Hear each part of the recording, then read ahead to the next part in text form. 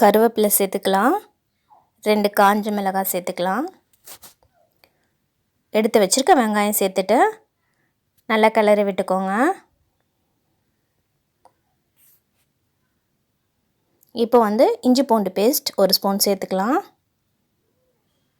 சேர்த்துட்டு நல்லா பச்சை வாசனை போகிற வரைக்கும் வதக்கி விட்டுக்கோங்க.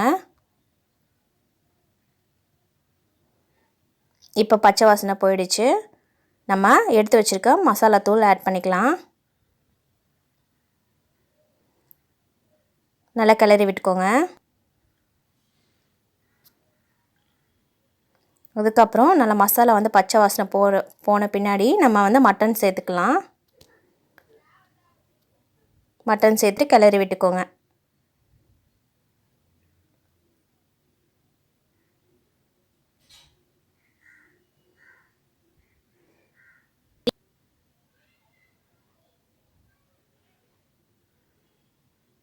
இப்போ மட்டன் நல்லா வத்தி வந்துடுச்சு.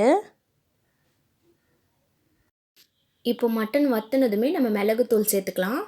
உங்கள் காரத்துக்கு ஏற்ப நீங்கள் மிளகுத்தூள் சேர்த்துக்கோங்க. நான் ஒரு 3 ஸ்பூன் மிளகுத்தூள் சேர்த்துக்கிறேன்.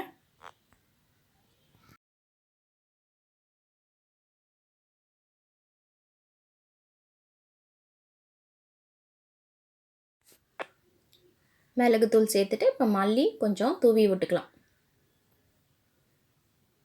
இப்போ லெமன் கொஞ்சம் ஒரு 2 சொட்டு விட்டுக்கோங்க.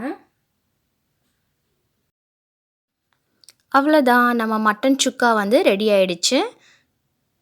பாருங்கள், நீங்களும் உங்கள் வீட்டில் இதே மாதிரி மட்டன் சுக்கா செஞ்சு சாப்பிடுங்க. இப்போ அடுத்து நம்ம மட்டன் உப்புச்சாறு எப்படி செய்யுதுன்னு பார்க்கலாம். மட்டன்,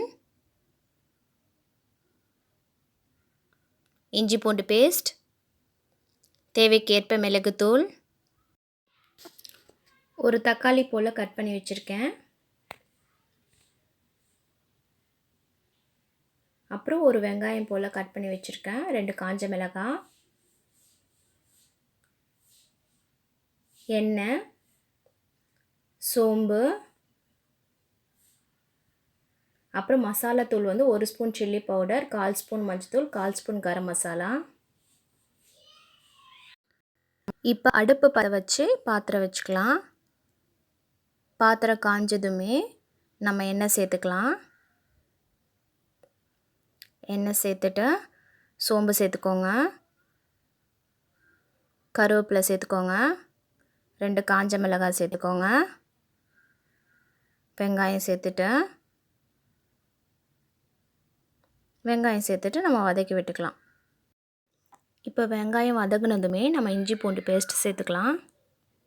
சேர்த்துட்டு வதக்கி விட்டுக்கோங்க. இப்போது இஞ்சி பூண்டு பச்சை வாசனை போனதுமே நம்ம தக்காளி ஆட் பண்ணிக்கலாம். தக்காளி சேர்த்து நல்லா வதக்கி விட்டுக்கோங்க. தக்காளி நல்லா வதங்கினதுமே நம்ம மசாலா தூள் ஆட் பண்ணிக்கலாம். இப்போ மசாலா தூளும் பச்சை வாசனை போகிற வரைக்கும் நல்லா வதக்கி விட்டுக்கோங்க. இப்போ மசாலா தூள்லாம் நல்லா வதங்கிடுச்சு. நம்ம எடுத்து வச்சுருக்க அந்த மட்டனை சேர்த்துக்கலாம்.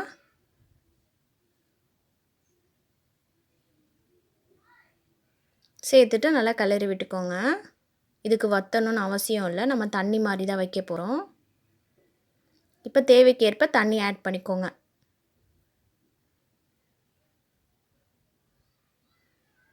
உப்பு சேர்த்துட்டு நல்லா கொதிக்க விட்டுருங்க.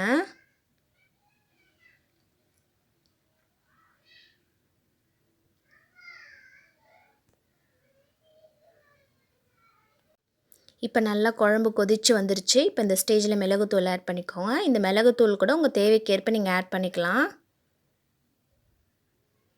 நம்ம காரத்துக்கு காரம் கம்மியாக ஆட் பண்ணிவிட்டு மிளகுத்தூள் அதிகமாக ஆட் பண்ணுறோம். இப்போ கொத்தமல்லி தூவிக்கலாம்.